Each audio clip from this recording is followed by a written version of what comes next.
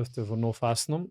Денеска имаме многу интересен гостин, кој е феноменално многу искусен во областа на образованието, а кога сме кај образованието, актуелен е подготовката на новиот закон за високо образование, како и законот за научно-истражувачка дејност, кој е предмет на јавна расправа и имавме доста дебати на телевизии, јавни дебати и така натаму. Исто така секој може да поднесе своји представки до ЕНЕР, апликацијата кај што може да се даде своји сугестии. Од сега е момент за тоа и сега е момент за дебати, затоа што кога се работи за високото образование, научно-истражувачката дејност, резултатите се катастрофални. Имаме многу наши млади луѓе доброволно заминуваат на страна за да се едуцираат сакајќи квалитетно образование. Јас исто така факултетот и после факултетските до усовршување ги вршев во Канада, не затоа што сиселив, затоа што сакав, такви ми беа околностите, но сега гледам колку поише се запознавам со околностите овдека во високото образование, гледам колку е сето тоа малце поразлично, тоест ние немаме ни еден факултет или универзитет што е на Шенгајската листа. Кога сме на научната дејност, едноставно не фигурираме нигдека и Африка веќе долго време не претрка во одредени афрички земји и само прашање кога светското дно ќе го достигнеме. Меѓутоа, кога се работи за сегашниот закон што е во процедура на дебата, денеска многу ми е драго што ги имам голема чест да го представам господинот Ѓорги Илиевски. Здраво, Ѓорги. Здраво. Прв пат овдека се надевам не и последен. Така. И го прво да се голема благодарност што многу лесно прифати на нешто што е многу актуелно. Ние зборевме, имавме мала соработка, се надевам овиднина поголема ќе биде. Ти исто така овдека поднесе своји забелешки во ЕНЕР системот за како да се подобри законот за високо образование. Исто така долго години беше во образовниот систем, беше и државен инспектор. Знаеме сето тоа, јавноста е запознаета како сето тоа заврши, како се течеше предизвикот 2017-18 година кога те назадија па те пратија во Арачиново и така натаму. Едни непријатни ситуации баш од човек кој ја говори вистината и секогаш имам осет дека секогаш сака оваа држава да иде напред, а образованието заедно со одбраната и здравството се едно од трите најклучни сегменти. Имаме сега јавна расправа, ти учествуваше на расправа, беше во МАНУ. Кажи ми, како прво, какво е твоите впечатоци во однос на како иде процесот во однос на законската подготовка? Дали имаме отвореност од страна на Министерството за образование, дали институциите, како што гледаш, дебатите се квалитетни, дали имаме инпут и така натаму? Не, прво благодарам Саше. Посебна чест ми е што сум денес кај вас тука и да го изложам она што искуството моје го покажува и моите истражувања, моите пишувања во моите колумни, анализи и така натака. Морам да кажам дека кога станува збор за високото образование, ние подолг временски период и со претходниот закон, а и други закони, значи едноставно одиме со високото образование на многу ниско ниво на рангирањето и наместо да одиме скала погоре, секој се спуштаме надолу, така да воопшто не нема никаде на Шангајската листа.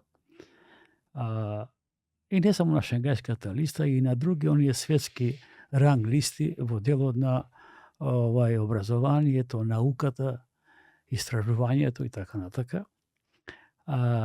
Актуелни се деновиве, па скоро 15 дена, 20 дена на ЕНЕР, како што кажавте, предлог закона за високо образование, предлог закона за квалитет на високото образование и предлог закона за научно-истражувачката дејност. Во сите тие работи, согледувајќи го предлог закона за високо образование, и моите согледувања и анализи покажуваат дека неминовна е потребата да има реформи, значи да има реформи, тоа, но тие треба да одат внимателно да се имплементираат, да бидат и усогласени со уставните начала. Тоа е една работа, втората работа треба да имаме европски стандарди или светски, да кажеме. Еве, да не одиме сега светски, да речеме, ево ќе кажеме европски, но зошто да не тежнееме и кон европските, американски и така натака, системи на делување и на работење.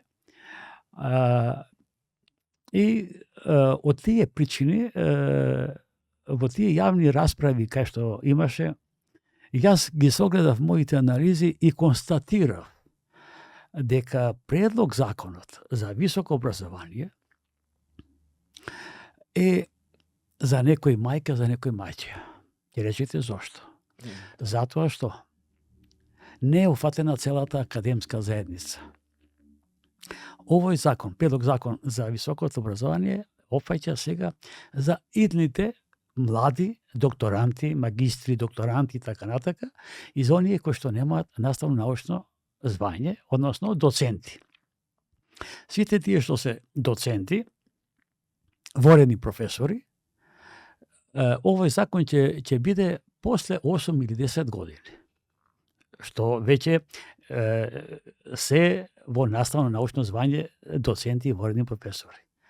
Додека оние другите, редовните професори, кои што се, веќе доживотно доживотно го имаат тоа звање и едноставно кај нив постои една пасивност, незаинтересираност за законот, за предлог закона за високото образование. Не ги опфаќа нив. Не ги опфаќа нив и едноставно не се заинтересирани. Тоа е една лоша ситуација, лоша навика, каде што треба да се помогне сега на младиот кадар. Вака поставени критериумите, општо земено и во законот, има и мешаност на институциите, на Министерството за образование во автономијата на самите универзитети. Тоа ќе го потврдам со еден факт, каде што за да се добие наставно-научно звање доцент, а тоа значи после магистрирање, докторирање, значи тој може да си добие наставно-научно звање по конкурс во доцент. Во конкретниот случај, сите европски земји имаат своји критериуми, додека нашиот предлог закон за високо образование, не дека не се потребни критериумите, и тие нека бидат и посилни, нека бидат исто европски, со европски барања или светски барања. Но овде не може да биде, се прави една дискриминација и затвореност во поглед на тоа што не може сите студенти или они што се истакнати, каде што е недозволиво да има интегрирано просек 8. Значи, ако до дипломски има 6 просек, оценка, на магистерски добил 10 и по просек 8. Значи, тоа не може да биде, тоа не е европска пракса, туку едноставно треба да се биде одвоено. До дипломските студии колку добил магистерските и така натака. Докторските се знае како ќе следат и така натака. Така да во овој дел никаде тоа го нема, туку го има и нашиве така наречени 60 експерти, кои што не можеме да им го знаеме кои се тие 60 експерти кои работе. И вчера, морам да кажам во Ману, се побара од страна од предлагачите, односно се побара од кога се расправаше за научно-истражувачката дејност од законот, кои се тие 60 што ги поставиле таквите критериуми, едноставно не можеме да ги добиеме. Не можеме, некоја тајна, и не знам зошто е таа тајна, затоа што стварно и мене ме интересира, затоа што тие треба да бидат од разните области. А тоа значи од областа на природо-математичките, од биолошките, од техничките, хуманистичките, уметничките и така натака. И општествените. Извини да те прашам, да малце само назад во однос на критериумот да има осмица за да биде доцент. Тоа е интегрирано, значи до дипломски и магистерски заеднички да имаат 8. Значи минимум да има 8 за да биде доцент. За да понатака да биде и вториот момент што е, треба да биде асистент 3 години.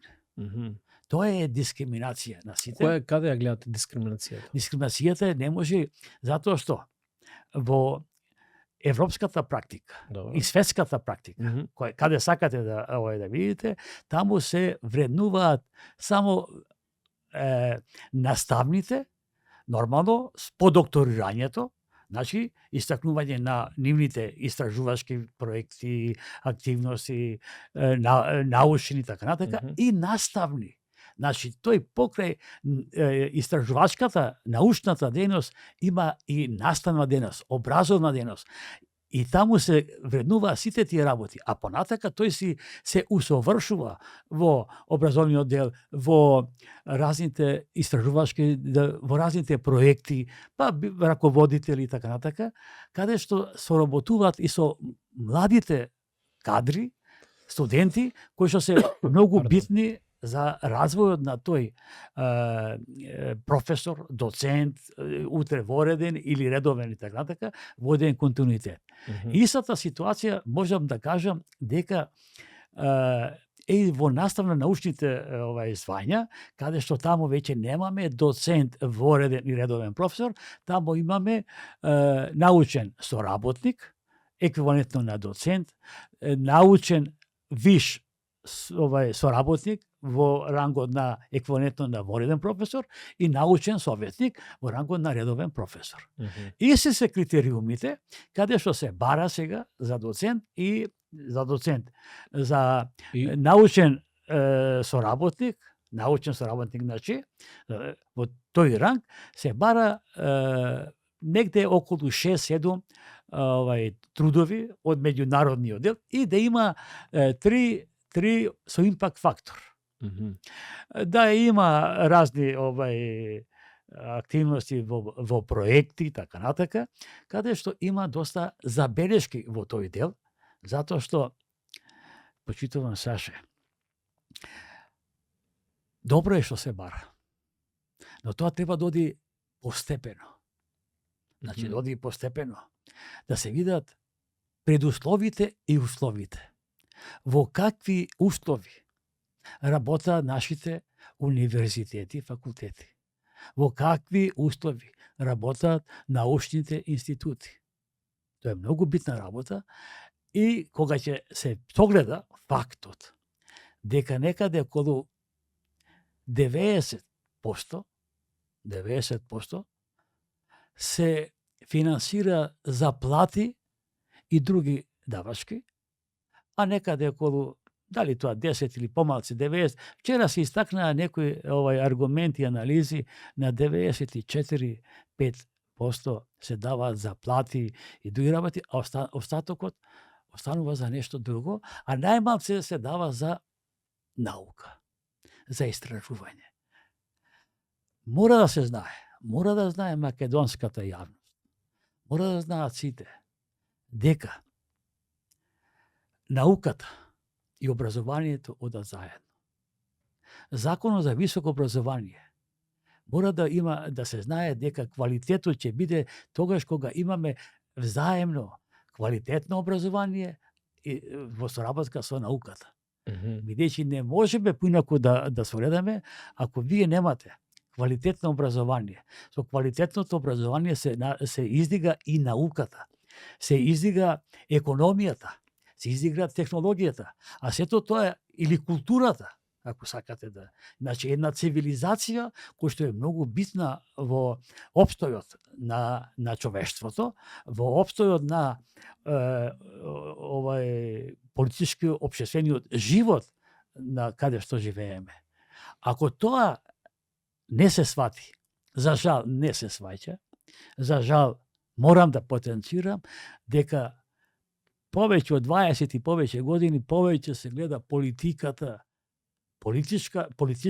активност, отколку да имаме политичката активност во образованието, отколку да имаме спротивно образовна политика.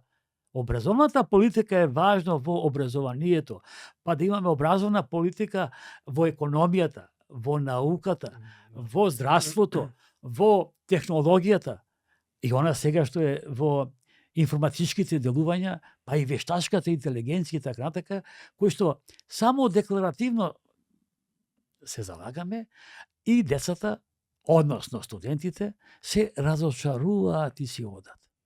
Така да имаме ситуација, ова го потенцирам, дека имаме потреба од млад подмладок и за истражувачи, и за асистенти, и за соработници кои што ќе делуваат и работат. И сега кога кажете нормално имаме потреба, новиот закон ќе им наметне на сите овие млади потенцијални идни професори или научни истражувачи да остварат патот до тамо. Каде, дали, каков мислиш дека ќе биде подобриota верзија на овој закон во тој дел? Што би направил ти другачи? Бидејќи ова е сега предлог закон, и се надевам дека имаше доста сугестии. Имаше доста сугестии. Јас морам да кажам дека имаше доста јавни расправи по разните универзитети. Ти беше на дел од расправите. Јас бев пред недела дена во Ману, каде што земав учество во делот на законот за високо образование и за предлог законот за квалитет на високото образование. Каде го гледам проблемот? Го гледам проблемот пред се во оние кои што прво во Ману, како највисока научна институција за наука и уметност, каде што тие треба да бидат носители на сите промени, што значи во образованието, науката и во квалитетот на високото образование, како на универзитетите, така и во научно-истражувачките дела. Ние имаме огромен број на универзитети, имаме 6 јавни универзитети и еден имаме јавно-приватен универзитет. Има некаде околу 11 и нешто или 12 имаме приватни универзитети. Имаме голем број на правни факултети. Имаме голем број на економски факултети. Имаме голем број на менеджменти. Го поставам прашањето. Како Одборот за акредитација и за евалуација ги прифатиле сите акредитации за делување и работење покрај јавните и приватните. И сега, што се случува? 78% се во јавните универзитети и факултети. Што значи во државните, запишани студенти. 23% се во приватните. Го поставам прашањето на сите тие пред се на анемичната Ману, Македонската академија за наука и уметност. Што се прави? Која стратегија имаат тие? Зошто не делуваат? Еве зошто не делуваат.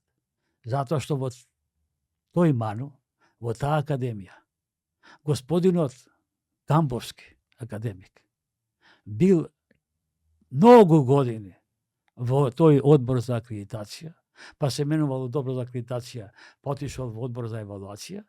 И имаме ситуација каде што се што се акредитира, Тоа не е конфликт на интереси или?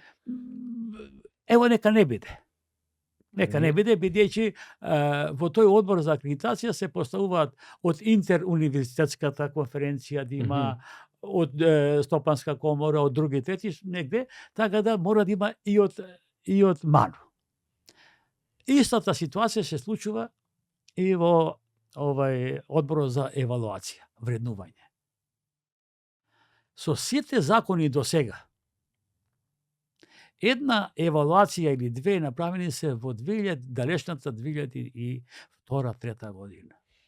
Евалуација значи вреднување со експерти странски, да се согледа и по дадени области. Значи, во одборот за акредитација има по областа на природно-математичките, од областа професори, од уметничките, од општествените и така натака. Истата ситуација за евалуација. Не е извршена никаква евалуација, не е извршено никакво вреднување. Нас не препознаваат во Европа, во Сдруженијето на универзитети. Значи, не препознаваат. Значи, ние од 2002 немаме евалуација на универзитет. Немаме евалуација. Сега, денови ве слушам како говори министерката за образование, дека направен еден бум, оддавна немало, сега направен некоја евалуација. Знаете, тоа не е евалуација. Бидејќи министерката не е од многу била професорка по патологија, но треба да знае. Кога се врши евалуација на еден универзитет, како ево да речеме УКИМ, таму имаме 23 факултети, институти и така натака. Од по области се работи. По области. Општественото, уметничките, природно-математичките и така натака, и се согледуваат во каква состојба е тој универзитет. Дали тоа е за УКИМ, станува, бидејќи УКИМ е најстариот и најдобриот универзитет. Без разлика што сега го немаме и на 2000-то место. Но, од тој универзитет произлегува и многу други универзитети и кадри. Значи, проблемот е што имаме премногу хипер продукција имаме прво на универзитети, што е нонсенс. Се знае колку треба да има кога во една европска држава кај што е каде поголема од нас, значи има помал број на универзитети. Колку универзитети имаме ние? Ние со приватните имаме негде 20. Пазите. А факултети имаме 130-140, а студиски програми некаде околу 1500. И тие студиски програми се направени према потребите на професорот. Не поради потребите на пазарот на трудот. А тоа е многу битна работа. Да, апсолутно. Тоа е најбитната работа кога нешто ќе направиш, да знаеш дека твојот студент утре ќе се чувствува сигурен дека знае каде да работи. Каде да работи. По нека наде. Поголема е веројатноста дека ќе најде да работи. По анализите на Евростат. По завршувањето кај нас, во Македонија зборувам, да не одиме подалеку. Да не спомнуваме Словенија. Словенија веќе со просекот од европски земји многу подобра од многу европски земји. Словенија. А сме исто поголеми и така натака што треба да биде. Работата е во тоа што кај нас по завршувањето се вработуваат после 2-3 години чекање за работа се околу 50%. Остатокот не може да биде. А европскиот стандард е некаде 89-90% вработување. Сега се поставува прашањето. Што се прави, еве, да речеме, во европските земји, ако не се 100%, се да речеме 90%, 95%. А ние сме далеку помалце, 50%. И се може да замислите, уште 40% нема нигде. Да, апсолутно тоа. Во западните земји се прави и преквалификација, преиспитување. преиспитување. Но многу е битно и важно кој го води образованието. Кои се компетенциите и стратегијата на тој министер за образование? Колку се издвојува за образованието? Колку се издвојува за науката? Само еден податок да ви кажам. Од моите истражувања пред 5-6 години и повеќе има еден италијански министер за образование и наука. Кога доби италијански, кога доби критика од Европската унија за колку се вложува во образованието и кога не најде разбирање од владата, тој министер си поднесе оставка. Морална оставка си поднесе, не можеше да го прифати тоа, затоа што скоро 1.000.000 млади студенти од Италија си отидоа да студираат надвор од Италија. Тоа се случува во Италија. И сега можете да замислите дека наши студенти, кога завршуваат овде, едва чекат да си одат надвор од Македонија, наместо да видиме тука. Сега прашањето е, што ние правиме? Која е нашата национална потреба да го задржиме тој наш студент? Едно да знаете, Македонија не е пуст остров. Македонија има своја историја. Од свети Кирил и Методи, свети Климент и Наум. Значи, ние имаме една своја историја, библиска е, кој што писменоста е потекната од кај нас. Да. И тоа мораме ние да го развиваме секаде. Но за жал, морам да кажам, се доведовме до една ситуација кој што со тешко срце ова го зборувам. И пишувам. Да. И знаете што, Саше? Да. Нема чувство, нема разбирање. Не сака да слушат. И што владе? Владе суетноста. Суетноста. Значи, новија дебати што беше, еве, Мано беше понеделник. Не. А каква беше, кој беше импутот? Вчера, начина дека Мано многу ја немичен. Вчера анемичен. И јас затоа и ќе пишувам. Кој кажеш анемичен, што подразбира? Немаше анемичен, знаете, немаше добри предлози, не дава предлози. Немаше крв на академиците, тоа се академици. Секоја академија во било која нормална држава е на првите редови за согледување на состојбата. Кога ќе се види. Значи немавме критична евалуација во образовниот систем со одредени препораки каде да се подобрат. Вчера во делот, а тоа е поврзано. Се зборуваше за предлог закона за научно-истражувачката дејност, ама тука е поврзано и со високото образование. Тие се еден ланец. Да. И за квалитетот. И сега што ќе зборуваат тие за квалитет кога тие академици се вклучени во разните комисии за евалуација, акредитација и така натака. Ние имаме сега професорка од правниот факултет кој што е во Националниот совет и едноставно само си гледа, а немаме резултати. Немаме резултати. Значи ги имаат позициите земено да зимаат плата, да клатат врата. Вчера, да ви кажам искрено, многу ми падна жал, го гледам академик Камбовски, кој што во повеќе години секаде го има во разни комисии. Така, да, и дури човеков во пензија, ама и бил ректор на приватниот универзитет на ФОН, бил секаде и така натака, и делува и работи. И каде ќе гледаме ние суштината на нештото, кој е еден академик Камбовски, секаде бил. Дали слуша, дали... Он е дел од проблемот. Тој е дел од проблемот. Тој е по мене. По мене тој е соучесник на образовниот криминал. Знаете, не е само криминал, си зел пари или не си зел пари. Но криминал е и кога во овој образовен систем, кога гледаш каде одиме ние како држава Македонија. Ние сме, каде сме? Ако порано зборувавме да не бидеме со афричките земји, афричките земји сега се каде понапред од нас во делот на образованието, науката. Да. Ние жално е нешто. Да, апсолутно. Ние не можеме да се секогаш го земам како пример еве Словенија. Словенија издвојува 2 и нешто % од бруто домашниот производ за науката. Колку има кај нас? Кај нас? Да.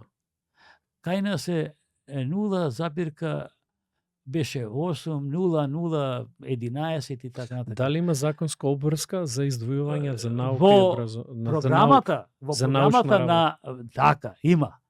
Во таа програма која што треба да делува за наука, треба да се знае колку се издвојува. Минимално се издвојува.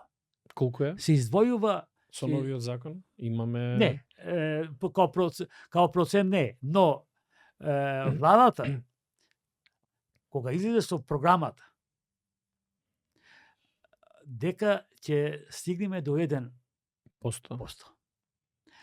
Ако е до 1%, значи одиме кон подобрување на нештата.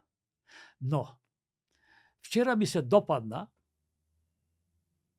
едно излагање на еден професор од природно-математичкиот факултет, хемија, каде што морам да ви кажам,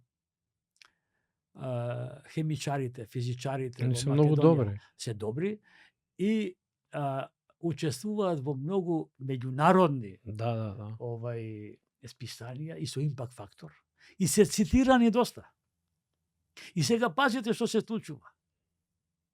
Ние даваме стипендии да учат во странство, на овие првите 100-200 од шенгенската листа, хемичари и физичари, кои што нема потреба.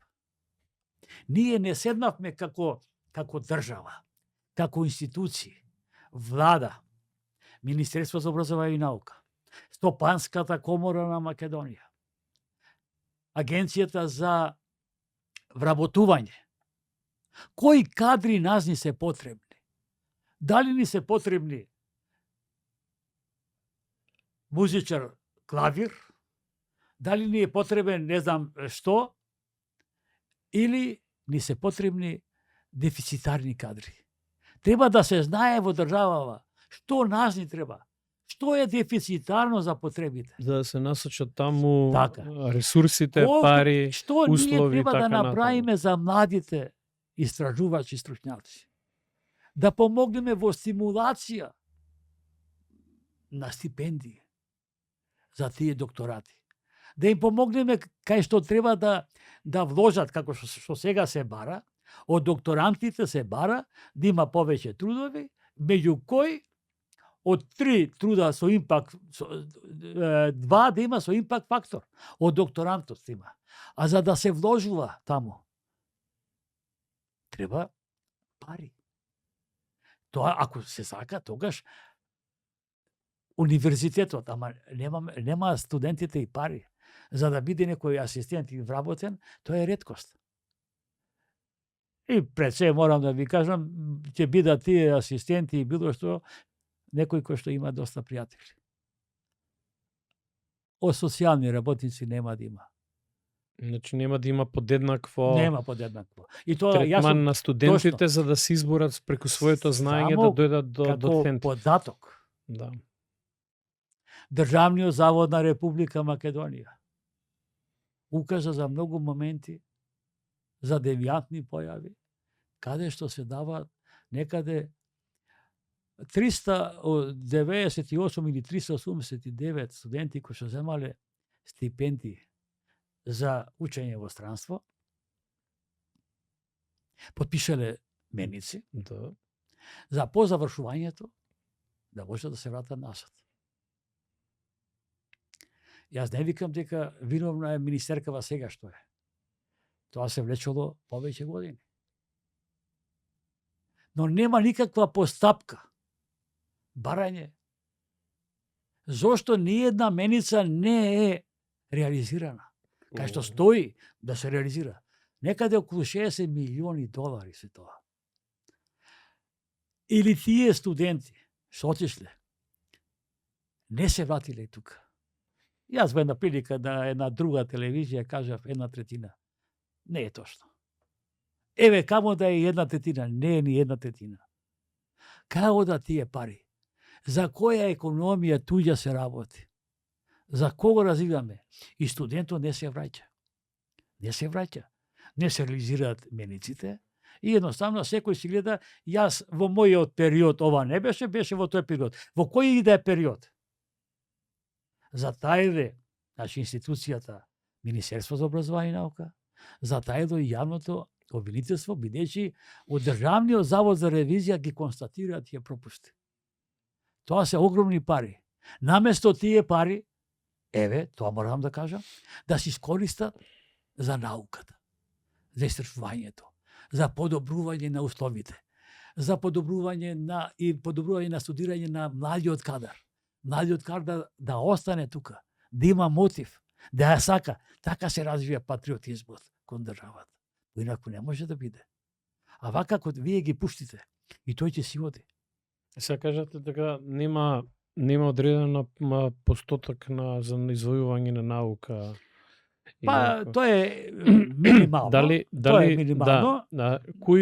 Што би ти предложил? Па јас би предложил како не само тоа, него еве на пример во доста има разговори околу мора да се има критериум дека одредени научни трудови да бидат со импакт фактор и така натаму. Дали е тоа пресудно? Што би било подобрување на сегашниот закон во однос на наметнатите услови на доцентите или па на доаѓачкиот кадар? И на младите. И на младите, на младите. Пазите, мора да се издвои за науката, пак ќе кажам, да се стимулираат младите истражувачи со стипендии, со кредити и така натака. Мора да постои фонд независен од МОН за развој и за истражувачки работи. Како што има во Словенија. Тој фонд е независен и од тој фонд за развој на науката, истражувањето и така натака се издвојуваат средства. Знаете зошто нашите, едно мое истражување што го направив, нашите македонци што се во Словенија ги има некаде над 3000 и не планира да си дојдат. Па да. Да не планираат, затоа што му е бесплатно, затоа што му се признава дипломата во Европска унија, кај да појде за вработување. Се вклопува во научно-истражувачката работа и делување, е близок со професорите. Значи, комуникацијата е невидена, во секој момент може да... Значи, мора да имаме ставка за која ќе се одвојува од буџетот, така, која секоја година консистентно да се одвојува за наука и развој. Тоа е дали се нови лаборатории, одржавање на опремата, стипендирање на студенти, сфинансирање на научни проекти и така натаму. Еве да речеме на машинскиот факултет, електромашинскиот факултет, на фармација и така натака, па и други, градежен факултет, па земјоделски и така натака, има лаборатории, но се повеќе од 10, 15, 20 години стари. Значи треба обновување. Тоа уште е времето на Груевски, мислам, кога ги... Од времето на Груевски и порано, да речеме. Значи, едноставно треба обновување. Стеќата е во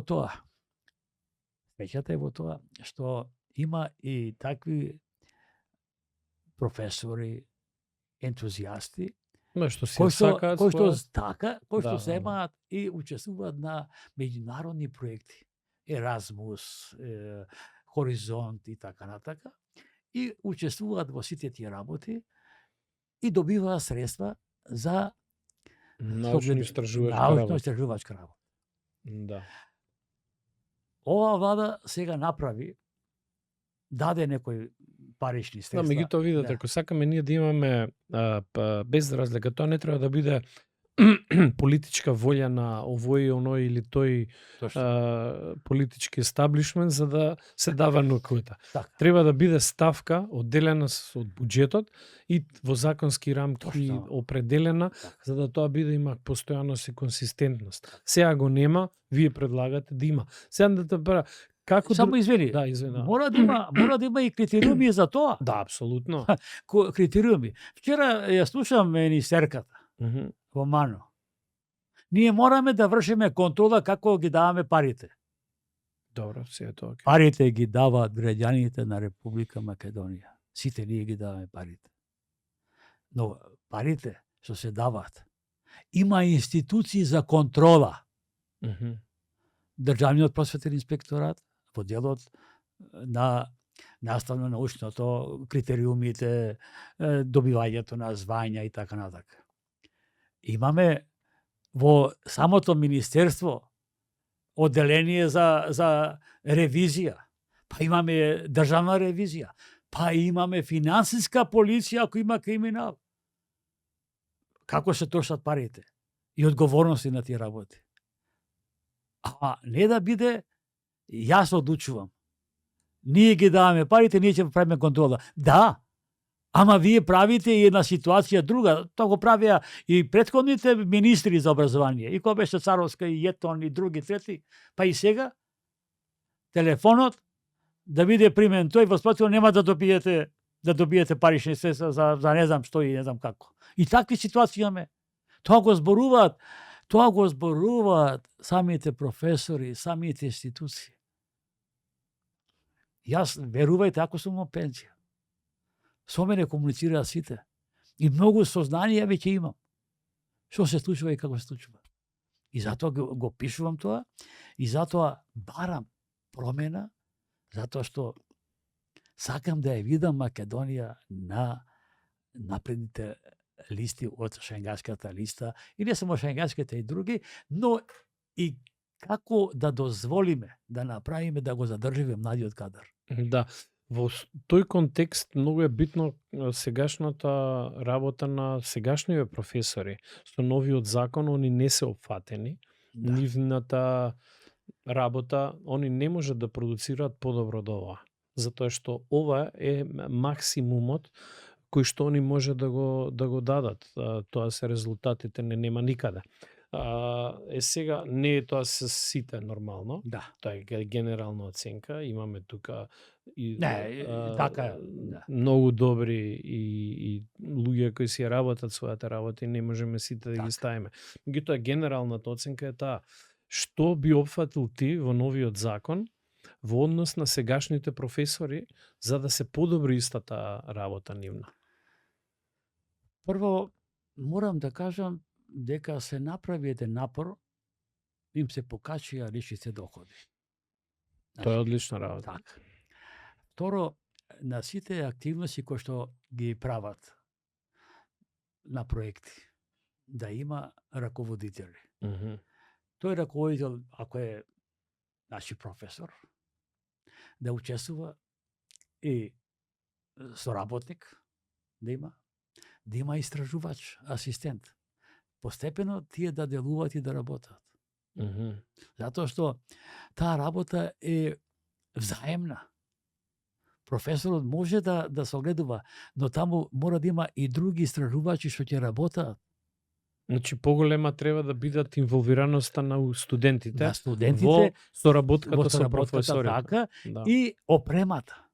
Значи во инвестиција во опрема и во сите работи, затоа лаборатории и така натаму. Во природно-математичките и другите се знае, значи биолошките науки, таму се истражувања кои што видите како многу постигнуваат во истражувањата, во работењето. Апсолутно. За разлика. Види, ако дајете на луѓето добри услови за работа и одредени таргети, ја верувам дека само прашање време успех. Морам да ги похвалам градежниот факултет.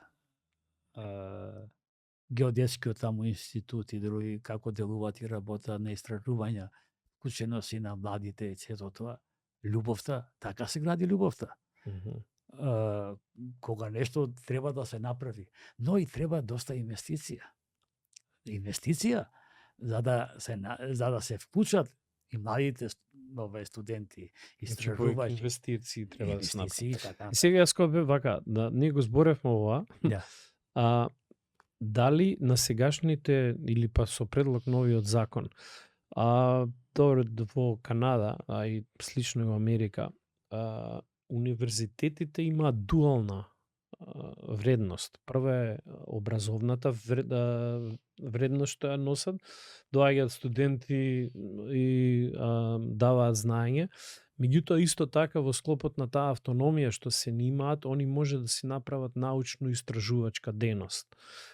И тоа е до деканот, до професорскиот кадар, како тоа да До тие катедри што ги има така. Да, и знам дека во моите професори, например, беа лимитирани во однос на во одреден годишен, во периодот од 3 години, колку можат предмети да учат, и после 3 години има обврска да идат во една научно-истражувачка дејност до одредено време, 6 или 12 месеци, во зависност тоа дали имаат колку труди имаат постигнато. Така да они секогаш беа во склоп со нивните научни трудови беа во склоп на сегашноста, а не на минатото.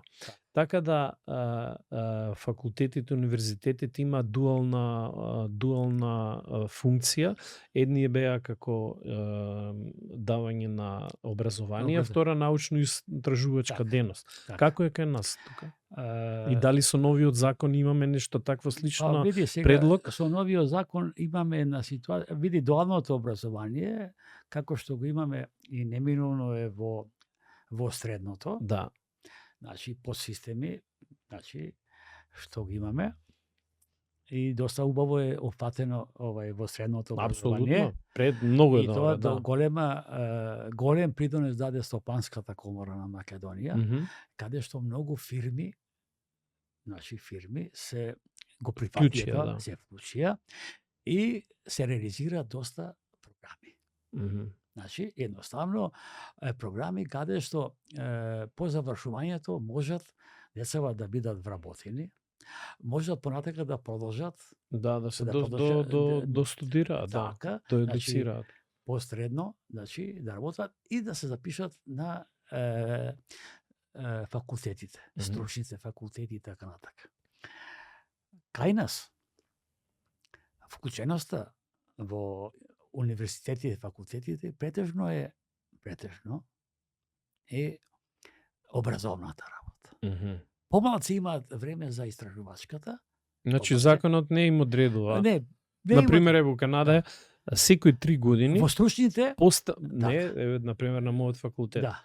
Моите или на факултетот за економија исто така. Ја бев менеджмент, бизнес. Секои 3 години, после 3 години професорот е обврзан 6 месеци да посвети на научно-истражувачка работа. Или па у последните 6 години, година дена да посвети и мора да продуцира. Јас знам, имав професор, например, јас бев многу задоволен како не учеше. Викам, дали ниот семестар вие ќе имате часови, за да земам следните. Не, вика, не можам, забрането ми е, идам од после овој семестар, имам на научно-истражувачка работа. Дали тоа кај нас е опфатено на нечесли? Така да имаме, што е целта на сето тоа? Значи, професорите да бидат вклучени во научната истражувачка работа. Они да бидат генератор, дали ќе го работат во тим, дали во соработка со бизнис секторот или па сами, тоа не е толку битно. Битно е да бидат инволвирани во научно-истражувачка дејност, а потоа својата искуство и знаење што ќе го добијат може да бидат апликативно дадени на студентите. Така е. Нормално, таа научно-истражувачка дејност е во склоп со студенти, така натаму, најдобрите, така натаму. Во Европа, морам прво да кажам тоа, затоа што многу е битно да се види од кај се зедени и овие предлог закониве.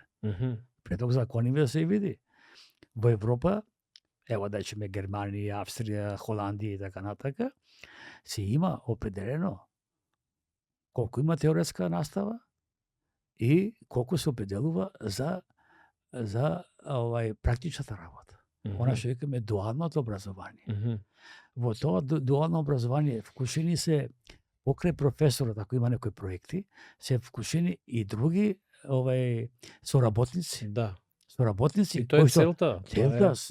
Не да бидеме изолирани во знаењето и јас седам. И се знае колку им е дозволено во еден семестар да предаваат. И овде нешто мислам дека има отприлика негде околу така беше 4 предмети во семестар и цело тоа, но мора да се даде можност, значи, и практичната работа. Посебно морам да кажам дека таа практична работа претежно се оди на природно-математичките, биолошките, природните науки, сакам да кажам, за разлика од тоа, помалце е тоа во општествените, помалце. Општествените и тука има доста полемика во законите што се регира, затоа што не се прави разлика. И затоа јас барав да видам кои се тие во наводници експерти кои што ги става сите во еден кош. Не може уметничките области. Да. Дали е тоа филмска, дали е тоа музичка, дали е тоа ликовна, дали не знам и така натака. Исти кош со? Така, исти кош, да, научно трудови да прави како онај од кажете го тоа од природно-математичките. Тие може да опити. И да се вреднува. Не можеш ти на уметникот да му дадеш да напиши на трудови со импакт фактор, со влијание или со не знам што. Неговиот труд што е? Неговата уметничка дејност. Да. Неговите изложби, неговите филмски дејанија. А неколку што ќе бараме ние од Трпчевски, амбасадорот светски за Македонија. Тој ја представува Македонија сегде на светски рамништа. Или Јордан Плевнеш, или не знам кои други ликовни. Од него се ќе баре, напиши од него некој труд со импакт фактор. Да. Молам. Нонсенс. Па тука е нонсенс. Не се прави разлика. Јас тоа ме чуди. Сега ти од уметникот ќе бараш да напиши нешто. Уметникот излегол, кажал и го познава на светот. Ние џаби имаме амбасадори сегде пуштени, кој ги познава? Никој. Поголеми амбасадори од овие уметниците, од оние што пишуваат и не знам каде. Од општествените науки, од хуманистичките, пазите. Ние бараме сега од институтот, да речеме, за историја, од фолклорот, од не знам што други, кои што се од национален интерес, да имаат трудови со импакт фактор. Да, тие можат да напишат. А дали ние сме свесни дека во тие меѓународни списанија има рецензиони комисии, меѓународни. Да, може твојот труд да ти го прифатат. Ако пишувате за Асном, за Ченто, ама да добиете негативна рецензија од бугарска страна или грчка страна или од не знам која страна. Да. Значи тоа треба да го имаме во предвид. Зошто на тие хуманистички науки има побав број на студенти? А од национален интерес е. Државата треба да стимулира, да стипендира. Да. Да стипендира за македонскиот јазик, за фолклорот, за ликовноста, за сите тие работи каде што не го штитат нашиот македонски идентитет. А не да се бара нешто што може би тешко ќе може да се исполни. Единствено, нонсенс јас се работа. чудам една таква немишност на Ману, но благодарајќи на некои академици, како што е Лјупчо Коцарев, па има и други, кои што се залага за она што значи идентитет македонски и заштита Да. на И македонски. сега како ти беше на неколку дебати. Како ја гледаш отвореноста на министерката и Министерството за образование? Јас сум изненаден, да ти кажам искрено. Сум изненаден, јас очекувам кога има една таква дебата, јавна. Дали овие беа суперфицијални дебати затоа за да се има дебати, да се каже дека има дебати, Така. или имаше фундаментални аргументи кои беа прифатени и така едноставно, натаму? ако станеш и да реагираш на нештото, Мгм. едноставно имаш едно спротивставување и едноставно како да си против реформи. Мгм. Значи тоа што е замислено. Јас Значи тоа што е замислено на начин како е замислено, како сакаат да го како што реализираат. го замислиле, Да. па да вика. После тоа, после некоја година може, ако видиме дека не е како што треба, не секогаш тоа правиме ние. Не. Ќе ги оставиме дупките, па после некоја година ќе видиме, па ќе ставиме камен или ќе го асфалтираме, ама после. Чекај, дај да видиме дали тоа можно таквото нешто. Зошто да не се прифати нештото кој што Ке има донесе добро на кој што има образованието. Аргумент. идеи на аргументи. Зошто да не се прифати? Зошто се кријат тие така наречени експерти? Знам само лажети дека е таму и таа е промашена. Промашена. Прво промашена што е во таа академија. Има многу појаки луѓе што трудови со импакт фактори што не успеваат таму затоа што таму за некој доминира камповски и тој е неприкосновен. И затоа ни оди напред, назад работите ни одат. Да. Малце сум изненаден и од новиот председател на академијата, Мгм. Живко Попов, Мгм. сум изненаден за една анемичност, пак ќе речам анемичност. Медицински кажано треба некои лекарства за железото да се појача. Не може така. Не може. Ману треба да биде столбот на науката, затоа е Македонска академија за науката и уметностите, да доминираме. Доста не негираат од многу страни за идентитет. Тука треба да се делува и да се работи. И во делот на историјата, и во делот на литературата, не ги заборавам и нормално тие институти што се од националностите, од малцинствата, нека си се развиват и едно друго, не е спорно. Никој тоа да не го спори. Така. Не е тоа предмет на прашање. Така. Види, ние ќе соработуваме. Јас се надевам дека ова е едно од многу идни гостување на кој ќе бидеш и да ти се заблагодарам на твојата активност. Значи јас многу од состојбите што ги знам е благодарени на твоите колумни. Се надевам дека ќе останеш активен во твојот дел и драго ми е дека беше неколку пати на дебатите. Се надевам дека твоите тука што ги пративме идеи ќе бидат имплементирани во новиот закон. Благодарам, јас продолжувам со моите активности.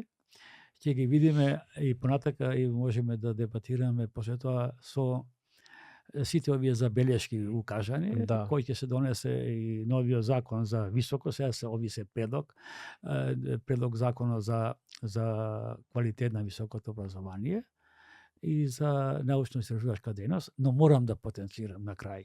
Мгм. Тешко ми паѓа, али предлог законот за високо образование.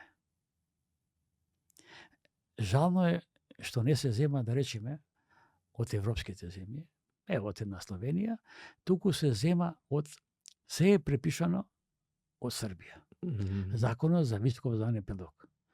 Никаде таму нема просек 8, никаде таму нема да претходно бидеш асистент. Тоа е затварање на системот.